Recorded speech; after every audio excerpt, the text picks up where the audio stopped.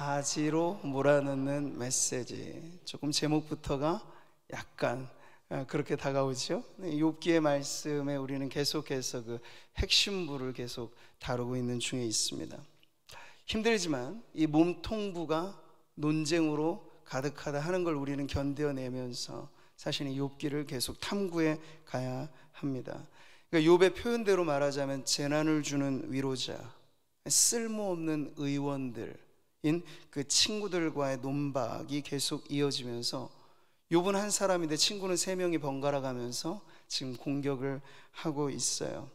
2차전으로 돌입해서 지금 수아 사람 빌닷이 두 번째로 등장하고 있는 장면입니다. 자, 성경은 우리에게 인생을 살아가는 지혜를 가르쳐 줄 때 말의 힘에 대해서 강조를 합니다. 잠언에는 특히나 혀의 권세를 말하죠. 살리기도 하고 죽일 수도 있는, 그게 우리 혀에, 이 새치혀라는 게 근데 아주 막강한 위력이 있다는 얘기죠. 욥은 지금 친구들과 언쟁을 하고 있습니다. 말의 싸움을 하고 있는 거죠. 근데 우리가 가만히 객관적으로 판정을 해보자면 이게 누구의 잘못이시라고 말을 할까요? 일방적인 건 아닌 거예요. 욥도 욥 나름의, 그리고 친구들은 또 친구들 나름의, 그러니까 사람과 사람 사이에 문제가 생길 때 물론 100% 일방적인 것도 있겠지만 거의 대부분은 쌍방간의 과실로서 이런 서로의 마음에 상처기를 내고 아파하는 관계의 악순환이 벌어지게 된다는 거죠. 잠언의 말씀 한번 보실까요? 유순한 대답은 분노를 쉬게 하여도 과격한 말은 노를 격동하느니라. 네, 바로 여기에 있어요. 누군가 마음의 평정을 잃어버린 사람에게 유순한 말로써 그 마음을 다시 고요하게 하는 게 말의 가장 긍정적인 권세라면, 오히려 가만히 있는 사람을 들쑤셔서 분노케 한다는 것, 그 말의 아주 부정적인 위력이라고 할 수 있겠죠. 욥기 8장에 처음 등장하고 지금 두 번째로 나오는 수아 사람 빌닷, 그는 우리가 지난 시간을 한번 돌이켜보면 자기 신념이 아주 투철한 사람이었고 전통의 권위를 수호하는 그런 입장에서 욥을 아주 공박하되 인과응보라고 하는 보응의 원리에 그를 딱 두고, 제가 그리스 신화에 나오는 그 아주 악한이 만들어 놓은 침대에 대해서 얘기했죠. 여기 규격이 안 맞으면 넘어가면 자르고 모자라면 늘리고, 이게 아주 무서운 자기 신념의 문제라는 거예요. 자, 그래서 그는 욥의 고난을 판단했습니다. 자기 기준에 따라서. 그리고 아주 정형화된 이 전통적인 사고방식으로만 욥을 비난했습니다. 당신 잘못한 게 있으니까 벌 받는 거다, 그렇게 말이죠. 그들의 말, 빌닷의 말도 오늘도 우리가 들어보면 다 어찌 보면 맞는 것 같이 들려요. 자, 그런데 하나님의 지혜와 성도들에게 대한 특별한 섭리 가운데 나타나는 고난의 문제는요, 이러한 인간의 신념과 인간의 가치체계로만은 재단하고 정죄하기 어려운 문제라고 하는 걸 지금 이들은 아직도 모르고 있는 거죠. 사실 욥도 아직은 그 부분에 대해서 해답을 찾아가고 있는 중에 있습니다.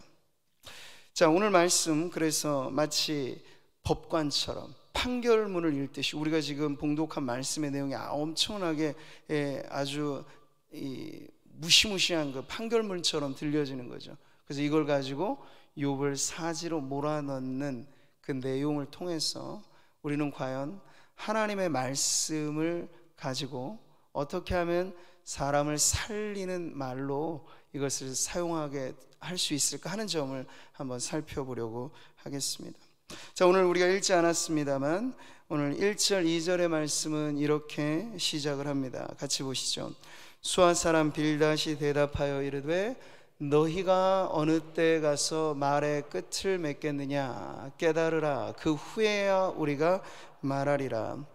지금 빌닷의 메시지는 이렇게 시작을 합니다. 빌닷뿐만 아니라 욥기에 등장하는 그의 친구들 모두 욥을 한 사람의 청중으로 두고 말하자면 설교자처럼 지금 일방적으로 가르치고 또 외치고 선포하고 있는 거예요.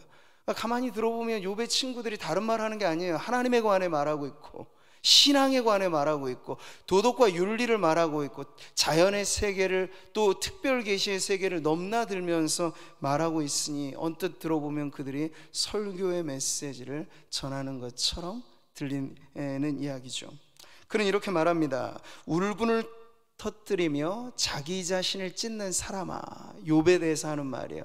너 때문에 땅이 버림을 받겠느냐, 바위가 그 자리에서 옮겨지겠느냐, 그럴 리 없다는 거죠. 그럼 쓸데없이 지금 울분을 터뜨리는 당신은 자기 궤변에 미친 사람이다, 이런 식으로 지금. 근데 이 표현 자체가 아주 수사학적으로는 멋지고 극적인 표현이에요. 빗대어서 말하는. 그리고 오늘 우리가 5절부터 읽었는데 얼마나 대꾸를 이루면서 마치 잘 읽으면 이게 시적인 운율까지 느껴지면서 딱 떨어지게 이 메시지를 전하고 있는가, 그 자체에서 사실은 와 할 만한 요소가 있기도 하죠. 자, 그러면서 그가 하는 말, 오늘 우리가 읽은 본문이 이렇습니다. 악인의 빛은 꺼지고 그의 불꽃은 빛나지 않을 것이요, 그의 장막 안에 빛은 어두워지고 그 위에 등불은 꺼질 것이요. 이 말은 이제 욥을 직접 두고 말하진 않아요. 근데 여기 딱 도마 위에 올려놓은 대상은 누굽니까? 악인에 대해서, 곧 악인의 멸망에 대해서 엄청나게 엄중한 메시지를 전하고 있는데, 그 악인이 다름 아닌 욥을 상정하고 지금 이렇게 말을 하고 있는 거죠. 빌닷의 메시지는 어떤 면으로 보면 지옥 설교를 듣는 것 같은, 악인의 끔찍한 멸망에 대해서 아주 날선 외침을 이어가고 있는 겁니다. 17세기 청교도 시대에 아주 걸출한 목회자였던 리차드 백스터라는 분이 있어요. 그는 23살에 안수를 받고 몸이 참 병약하고 힘들었음에도 불구하고 자기 교회를 목회하면서 아주 훌륭한 말씀의 사역, 또 성도들을 돌보는 목양의 사역을 감당했던 분인데, 그분의 평소의 설교에 대한 지론, 이것은 후대에 전해지는 모든 목회자들에게 귀감이 될 만한 그러한 말입니다. 그는 이렇게 평소 설교를 생각했습니다. 나는 다시는 설교하지 못할 것처럼 설교했습니다. 그리고 죽어가는 사람이 죽어가는 사람들에게 전하는 것처럼 설교했습니다. 이 말 얼마나 여러분 긴박감, 간절함, 그게 느껴지는 말인지 모릅니다. 그 남긴 명작 중에 참된 목자라는 책이 있습니다. 저는 저 자신도 아주 감명 깊게 늘 두고두고 보는 책이기도 하고, 제가 특별히 부교육자들이 우리 교회 올 때 숙제로 필독서를 내주는 책 중에 꼭 넣어두는 책이기도 해요. 그래서 제가 이상적으로 생각하는 장로교 목사, 적어도 뭐 다른 교단은 모르겠습니다. 그러나 개혁주의의 전통을 가지고 하나님의 말씀을 기본으로 목양의 사역을 감당하는 목회자의 이상형을 말할 때 이 책은 백스터 자신의 삶을 본보기로 해서 아주 감흥이 깊은 책이기도 하죠. 여기서 지금 나오는 말, 죽어가는 사람이 죽어가는 사람들에게 전하듯, 이 설교란 사실 이런 것이죠. 이보다 더 아주 기막힌 정의는 없다고 생각합니다. 하나님의 말씀을 생명의 말씀으로 삼아서 죽어가는 이를 살려내는, 그것이야말로 말씀을 전하는 목회자의 가장 큰 본분이라고 할 수 있겠죠. 자, 그런데 유언처럼 이렇게 절박하게 해야 될 이 말씀이 때로는 안타깝게도 살리는 말씀으로 작동하지 않고 죽어가는 사람을 더 빨리 죽음으로 몰아넣는 그러한 만약 사역이 된다면 이거 얼마나 끔찍한 일일까요?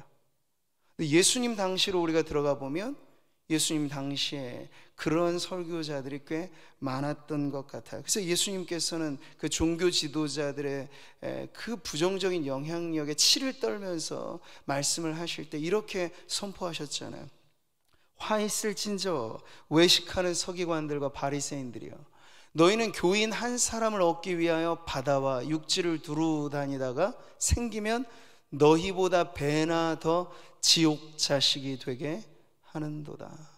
엄청나게 끔찍한 말이죠. 그러니까 그 당시 종교 지도자들이 바로 서기관, 율법학자, 그리고 바리새인들이었는데 그들은 사람을 죽이는 설교자의 역할을 감당했다는 거예요.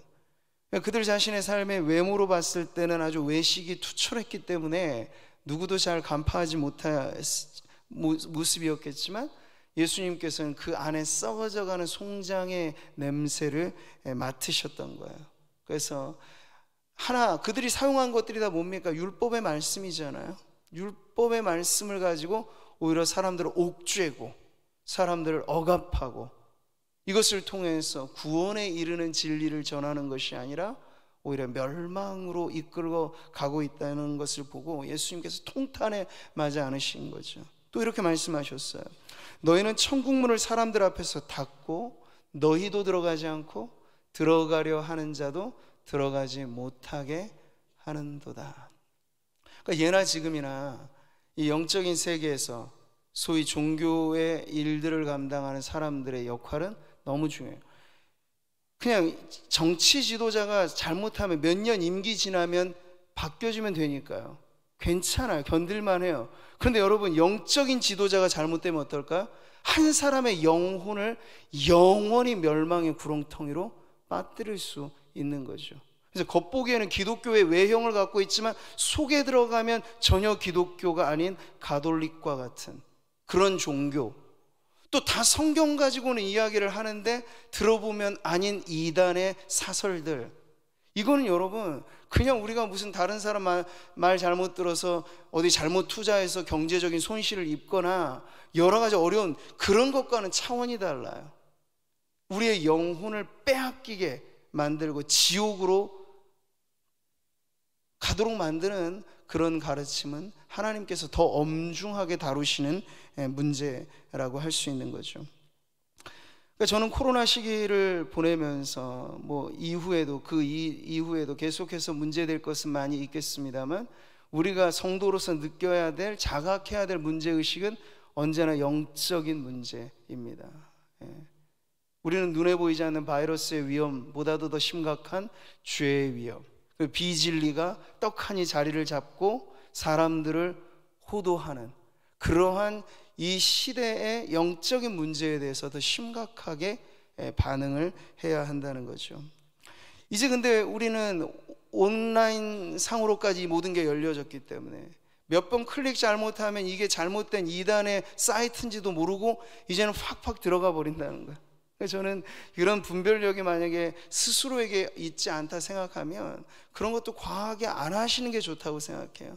일반 세상에도 가짜 뉴스 천지인데 더더군다나 영적인 메시지에 있어서는 보기에 편집 잘하고 아주 멋스럽게 막 생긴 사람 앞에 나오고 하면은 혹 빨려 들어가는 거예요. 그게 이단이 만들어 놓은 채널인지도 모르고 그 몇 번 들어가면요 영적으로 흡인력이 엄청나게 있단 말이죠. 그러면 거기에 빨려 들어가게 되는 거예요. 그래서 오랫동안 교회 안 나와서 뭐 하시나 봤는데 유튜브 채널에서 이단에 빠져가는 경우들이 지금 적지 않게 일어나고 있으니 우리는 이걸 아주 매우 경계심을 갖고 대해야 할 문제라는 거죠. 많고 많은 말씀의 메시지들이 지금 오프라인뿐만 아니라 온라인상으로 떠다니고 있습니다. 근데 우리는 보는 거죠. 그 많고 많은 메시지가 얼마나 사람을 살리고 있는가. 30배, 60배, 100배로 열매를 맺는 생명의 씨앗처럼 그렇게 뿌려지고 있는가. 우리의 관심은 바로 거기에 있는 거야. 눈을 들어 하늘 보라. 어두워진 세상 중에 외치는 자 많건 많은 생명수는 말라서라. 이 가슴 아픈 그러한 메아리로 우리는 이 세대를 바라보면서 이 말씀이 생명의 말씀으로 전해지기를. 그러니까 성도들의 늘 관심은 우리 강단을 위해서도 기도할 때 여기 누가 서서, 주로는 담임 목사인 제가 설교를 하겠지만 누가 서서 하더라도 강단에서 선포되는 말씀이 생명의 말씀이 되도록 기도하셔야 돼요. 그리고 말씀을 듣는 성도들의 마음은 가시덤불 아니고 돌밭 아니고 길가 아니고 옥토밭과 같은 마음으로 가란 목마름을 가지고 말씀을 들어. 교회란 무엇인가? 바로 하나님의 말씀이 선포되는 것. 그래서 그 말씀이 아멘으로 들리는 것, 그 말씀이 삶을 바꾸는 것, 이게 교회죠. 그런 교회가 지역에 있을 때 교회는 어두운 세상의 빛이 될 수 있을 것입니다. 자, 사실 빌다뿐만이 아니에요. 여기 나와 있는 엘리바스나 뒤이어 또 나올 소발, 이 세 명의 친구들이 전하는 메시지는 그 자체만 들어보면 구구절절이 때로는 좋게 들리기도 하고 달콤하게 들리기도 하는, 우리가 제가 지난번에도 말했잖아요. 내 시작은 미약하였으나 끝은 창대하리라. 이것만 두고 보면 이게 얼마나 아름답고 용기를 주고 희망을 주는 말씀이에요. 그런데 여러분, 이게 전체의 맥락에서 그 말씀조차도 잘못된 욥에 대한 판단을 가지고 했던 친구들의 말이라고 하는 점에서 우리가 성경에서 몇몇 구절을 격언식으로 발췌해내다가 문맥과 상관없이 그것을 사용한다는 것의 위험성을 우리는 알게 되는 것이죠. 성경은요, 격언 모음집이 아닙니다. 성경 전체는 하나로 짜여진 통옷과 같다고 볼 수 있겠어요. 부분이 나누어 있지 않아요. 창세기와 계시록이 짝을 이루고 전체 66권이 한 주제로 결합되어 있어요. 그런 의미에서 성경의 말씀이 핵심으로 다루는 것이 무엇인가? 우리가 성경을 읽고도 예수 그리스도를 발견하지 못한다면, 성경을 읽고도 성삼위 하나님의 뜻을 모른다면, 성경을 읽고도 우리 인간의 죄성과 스스로 구원할 수 없음과 이런 연약한 문제들을 깨닫지 못한다면 성경을 그저 교양서 다루듯이 아무런 별반의 의미 없이 대하는 것과 다르지 않다는 거죠. 성경은 귀에 달면 귀걸이가 아니고 코에 달면 코걸이식의 문제는 아닌 겁니다. 그러니까 욥의 친구들의 이 메시지를 우리는 그런 의미에서 잘 판단해 보는 거죠. 설교란 무엇인가 다시 묻는다면 저는 이렇게 정리를 해보고 싶어요. 성경이 쓰인 시대 상황, 여러분 같이 한번 읽어볼까요?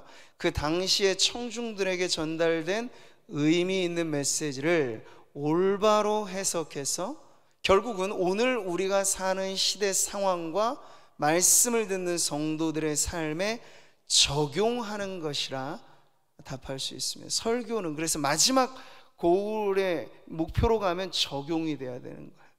그냥 맹자왈 공자왈, 옛 어른들의 이야기, 옛적의 성현의 이야기, 그걸로 끝나면 안 되고, 이게 내게 주시는 말씀, 그래서 그 당시의 뜻이 무엇인지, 이게 오늘 우리들에게 어떠한 의미를 갖는 것인지, 그러면 나는 어떻게 살 것인지, 이렇게가 들어가야 제대로 설교가 전해진 것이고 제대로 성도들은 설교를 들은 것이라 말할 수 있는 거죠. 일종의 설교는 다리를 넣는 것입니다. 성경이라고 하는 이 고서, 횟수로만 해도 2000년 이상 넘어가는 이 오래된 책에 나와 있는 진리의 말씀을 오늘 복원해내서 초현대판, 오늘을 살아가는 성도들에게도 여전히 유효한 진리로서 삶의 적용을 일으키는, 다리를 넣는 그 일이 바로 설교라고 할 수 있는 거죠. 지금 악인의 멸망이라고 하는 게 빌닷의 말하자면 설교의 주제입니다. 그는 악인이 처한 위태로운 상황을 말해주면서 결국 맞이하게 될 그 심판을 아주 생생하게 보여주죠. 같이 읽어볼까요?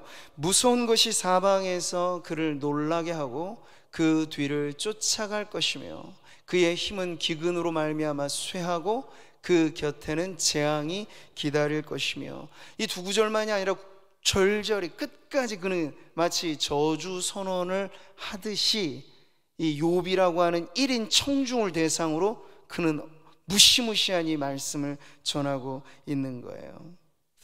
질병이 그의 피부를 삼키리니고 사망의 장자가 그의 지체를 먹을 것이며, 욥을 거론하지 않지만 지금 욥을 두고 하는 말이죠. 피부병으로 온 군데 성한 곳 없는 이 욥에게 말이에요, 당신 악인이 처하는 운명이 질병의 노예가 되는 건데 지금 피부병으로 힘들어하고 있는 욥에게 지금 이 말씀을 던지고 있는 겁니다. 그리고 자식 한날 한시에 다 잃어버린 그 아비의 쓰린 마음에 소금을 뿌리듯 그는 이렇게 또 말하죠.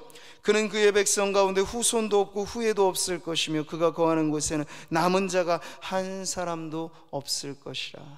지금 욥을 두고 하는 말이에요. 손에 칼만 쥐고 있지 않지. 지금 빌닷은 이 메시지를 가지고 욥의 심장을 찌르는 아주 살인적인 행위를 하고 있는 거죠.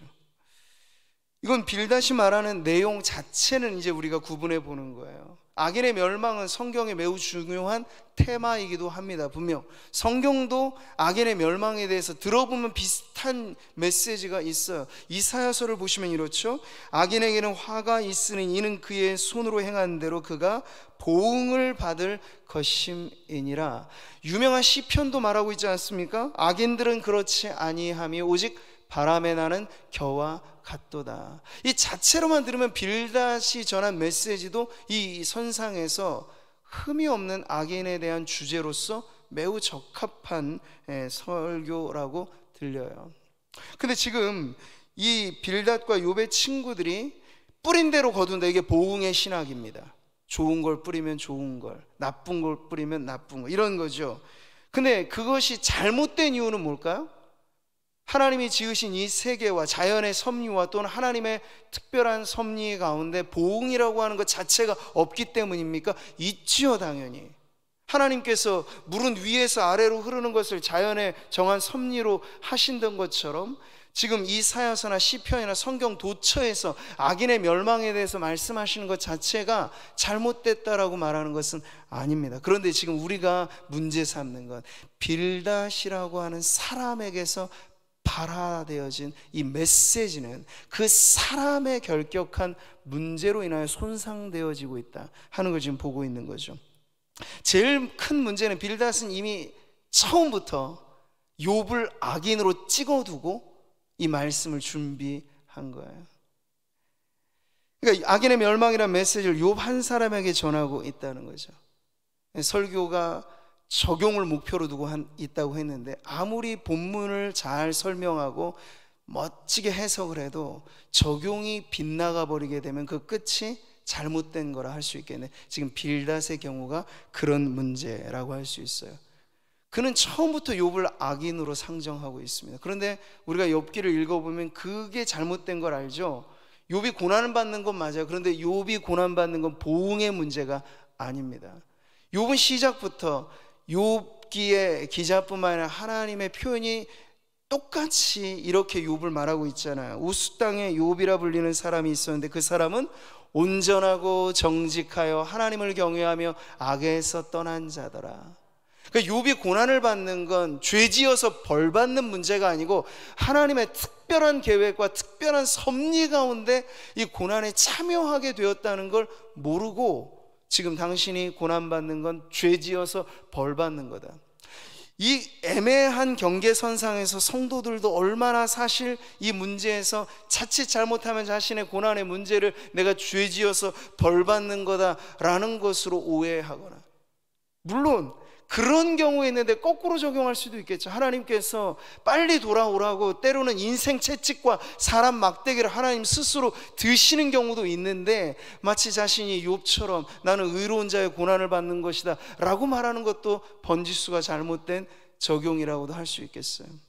그러니까 아무튼 제가 지금 중요하게 말하고자 하는 건 그것입니다. 이 빌닷의 문제, 적용이 빗나간 문제, 욥에 대한 평가가 잘못되었고, 그래서 욥을 계속해서 찍어 누르려고 하는 그 잘못된 의도 속에서 나오게 되는 이 메시지는 듣기에는 옳은 말이지만 들어가 보면 틀린 말이 된다는 걸 지금 알게 되는 거죠.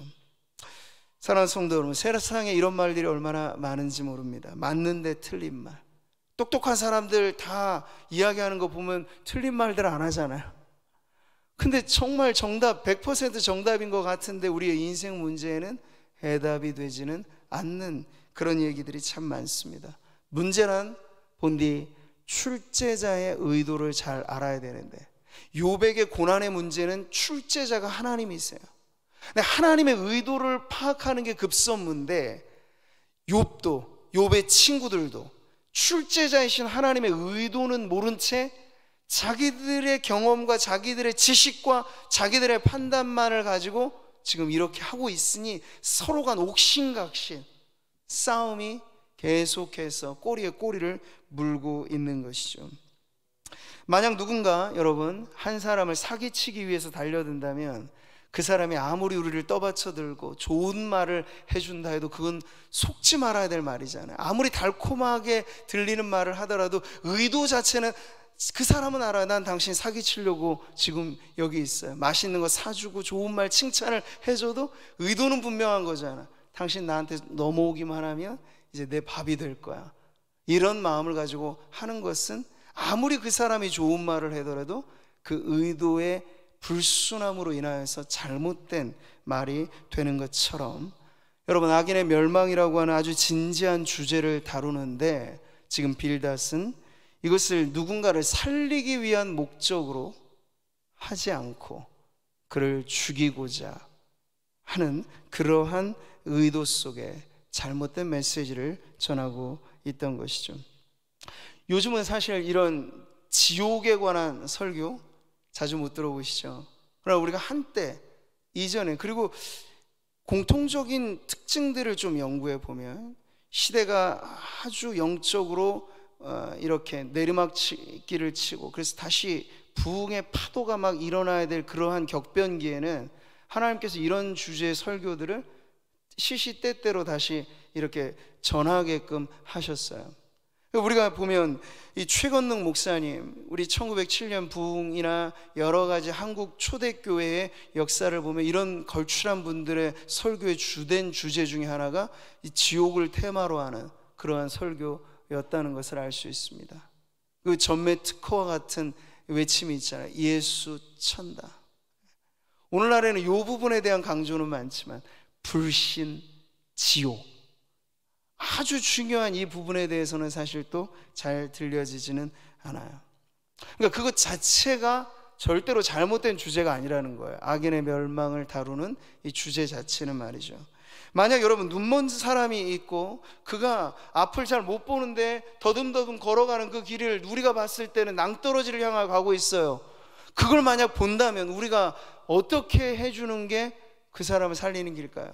이봐요, 그리로 가면 안 됩니다. 거기 낭떠러지에 떨어지면 죽어요. 이렇게 빨리 고함쳐 외쳐야 되겠죠. 그 사람 붙들어다가 뭐 가고 있는데 좋은 말이 무슨 필요가 있겠으며, 구구절절이 무슨 설명이 필요하겠습니까? 그 사람을 살려내는 길은 있는 그대로의 현실에 대해서, 곧 닥치게 될 미래에 대해서 이야기해 주는 것이 최선이라고 할 수 있겠습니다. 그러니까 하나님을 믿지 않아서 지옥 불구덩이로 맹렬하게 달려가는 인생들에게 대하여 교회가, 또한 목회자가, 또한 성도들이 그 악인의 멸망에 대해서 전한다는 건 또 우리가 감당해야 될 복음의 매우 중요한 한 측면이라고도 할 수 있겠어요. 이걸 얼마나 원색적으로 전하는가, 아니면 조금 세련되게 전하는가, 그 차이는 있겠지만 액면 그대로의 메시지로서는 매우 필요한 내용이라고 하는 거죠. 빌닷은 그런데 이 경고의 메시지를 줘야 되는 입장에서 욥을 진정 그의 영혼을 사랑해서, 그가 처한 현실이 안타깝고 그가 빠져나와야 될 이 고난의 미궁에서 어떻게 하면 빠져나올 수 있을까를 정말 함께 고민하면서 이 말씀을 전한 것이 아니라, 전혀 그러한 동기와 상관없이 욥을 이기고자 하는, 내가 이 논쟁에서 반드시 욥을 이겨내리라. 전도할 때 제일 미련한 방법이 불신자하고 싸우는 거예요. 기독교 복음은 논쟁에서 이겨서 설복시키는 게 아니에요. 그럼 사람들은, 아, 당신 똑똑하네, 그래, 말 잘하네, 아, 좋아요, 그런데 나는 당신이 믿는 하나님은 안 믿을 거예요. 그런 반응만 나오게 한다면 여러분, 우리가 잘못하는 것이죠. 그러니까 논쟁적으로 전하는 것이 아니라 사랑의 마음을 가지고 할 수만 있다면 죽어가는 영혼을 살리는 길로 인도하고자 그러한 간절함으로 전해야 하는 것이죠.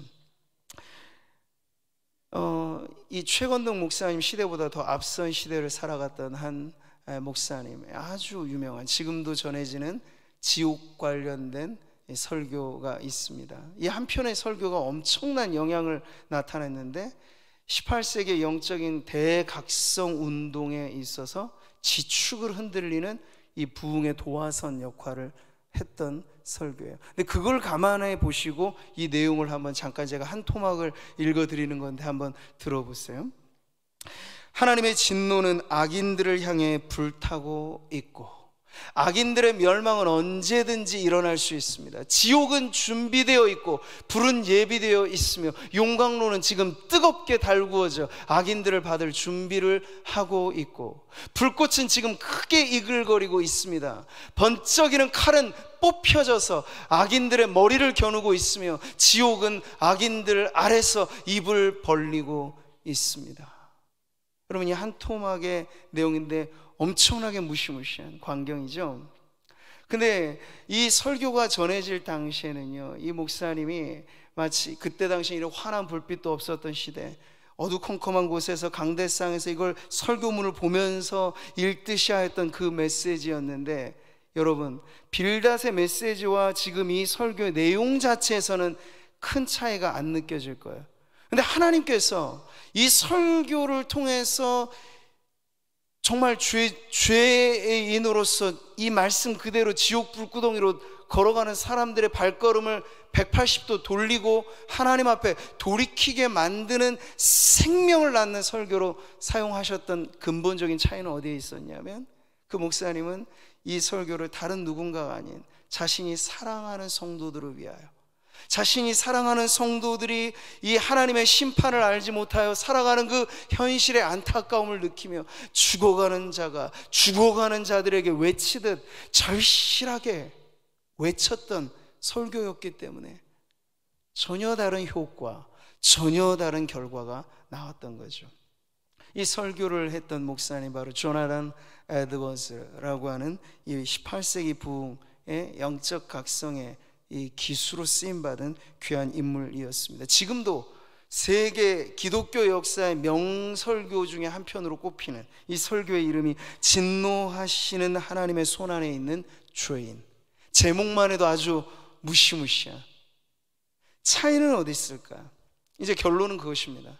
똑같은 말도 누가, 왜, 어떻게 하느냐에 따라서 천연지차로 달라진다는 거예요. 그러니까 그러니 우리는 내 말이 옳으냐 그르냐 그것에만 촉각을 곤두서는 것이 아니라 누구를 향하여 내가 무슨 말을 하든지 간에 거기서 우리는 성도이기 때문에 말씀도 사용하죠. 근데 여러분, 그 말씀을 인용한다는 것 자체조차도 우리의 의도가 그 영혼을 사랑해서 그를 살리고자 말씀을 나누는가, 아니면 그가 정말 미워서 이 말씀을 가지고 한번 그냥 손으로 꿀밤은 못 주니까 말씀 가지고 한번 때리려고. 저 같은 목회자 설교할 때 제일 큰 위험은 바로 그런 거예요. 말씀을 마치 성도들을 향하여 후려치는 채찍처럼 사용한다는 건 하나님 앞에 매우 엄중하게 심판받을 죄인 것이죠. 하나님의 말씀 그렇게 쓰라고 우리에게 주신 것 아니거든요. 근데 설교하는 목회자만의 문제는 아닐 거예요. 성도들이 서로가 서로에게 권면하고 서로가 서로에게 나눌 때도 우리는 결국에 말씀을 가지고 나누는데, 말씀을 기반으로 나눈다는 것 자체로 내가 다 옳다라고 말할 수 없고, 내가 어떠한 마음에서, 어떠한 동기에서, 그리고 어떠한 방식으로 그 말씀을 나누느냐에 따라 살릴 수도 있고 죽일 수도 있는 거예요. 그러니까 여러분, 살리는 것은 영이니 육은 무익하니라. 예수님이 하신 이 말씀, 내가 너희에게 이른 말은 영이요 생명이라. 예수님도 줄곧 말씀의 사람이셨죠. 예수님은 삶과 그분의 가르침 모두가 하나님께서 하신 말씀을 이루어내는 삶이었습니다. 그런데 당시에 비슷한 입장에서 율법을 가지고 채찍질했던 바리새인과 서기관하고는 전혀 달랐던 이유는 예수님의 마음엔 언제나 잃어버린 양과 우리 안에 있는 양들을 노심초사 늘 잃은 양 찾고 내게 있는 양을 귀히 여기고 하면서 돌보고자 하는 그런 목양의 마음이 있으셨기 때문에 심지어 예수님께서 꾸짖듯 하시는 그 말씀도 은혜가 되고 그 말씀을 듣는 이들이 회심하고 돌아오는 그런 역사가 일어나게 되었던 것이죠. 사랑하는 성도 여러분, 오늘 우리는 2차전에 돌입한 이 수아 사람 빌닷, 마치 설교자처럼 당당하게 말씀을 전하는 이 사람의 모습을 보면서 오늘 교회와 또 교회 강단뿐만 아니라 저 같은 목회자뿐만 아니라 말씀을 중심으로 나누는 성도들 모두에게 하나의 경고의 메시지를 보게 됩니다. 결론은 이것이에요. 영혼을 사랑하는 마음 없이, 구령의 뜨거운 가슴 없이 옳은 말, 바른 말로 세상이 바뀌지는 않습니다. 한 영혼도 보세요. 3명의 설교자가 득달하듯 한 영혼 욥을 두고 이렇게나 많은 말씀을 지금 전하고 있는 거잖아요, 말하자면. 근데 이들의 말로 욥이 변했습니까? 더 억한 심정만 갖게 하는 거예요. 더 부글부글하게만 만드는 거예요. 영혼을 회심에 이르고 하나님의 뜻으로 돌이키게 만들고 딱딱했던 마음도 부드럽게 만드는 그런 효과가 일어나는 것이 아니라 더 반감만 갖게 하였던 그 차이는 바로 여기에 있습니다. 영혼을 사랑하는 마음과 구령의 불탄 가슴으로, 그러한 사람이 지옥 불에 대해서 외친다는 것. 여러분, 자기 자신도 마치 그 불덩어리 속에, 고통 속에 아파하듯, 예수님, 우리 번역된 사도신경에는 이 내용이 빠져 있지만 전통적으로 모든 사도신경의 외국어 버전에는 예수님께서 십자가에 달려 죽으신 이후에 지옥 강화라고 하는 내용이 들어가 있습니다. 그 말의 의미는 십자가의 고통을 예수님께서 어느 정도로 받아내셨는가, 하나님을 믿지 않고 지옥 불구덩이에 들어간 인생들을 향한 하나님의 애틋한 사랑이 바로 십자가에서 드러난 사랑이었다 하는 것까지를 보여주는, 그 깊이에 있어서 엄청난 사랑을 보여주고 있는 거죠. 오늘 우리에게 빌닷에게서는 없었던, 발견하지 못했던 이 마음을 저와 우리 성도님들이 갖기를 바랍니다. 우리는 세상이 지금보다 더 힘들어져도 진리가 진리대로 바르게 뿐만 아니라 사랑으로 전해지게 되면 소돔 고모라 같은 곳에서도 살려낼 사람은 살려냅니다. 다 멸망당할 것 같은 곳에서도 구원의 역사는 일어납니다. 그것 하라고 교회를 이 위기의 시대에 여기에 두신 것입니다. 코로나 시기를 지나면서 우리만 안전한 것이 우리에겐 안도의 한숨이 되는, 안도의 그러한 기쁨이 되는 것이 아니고, 지금 쓰러져만 가는 수많은 인생들에게 우리가 진리를 전하되, 복음을 전하되, 그들에 대한 사랑과 하나님의 마음을 품고 나아가서 이 복음의 사명이 우리 교회를 통해서 또 우리 성도들을 통해서 계속해서 일어나 사람을 살리는 복음의 터전 되어지기를 주님의 이름으로 축원합니다.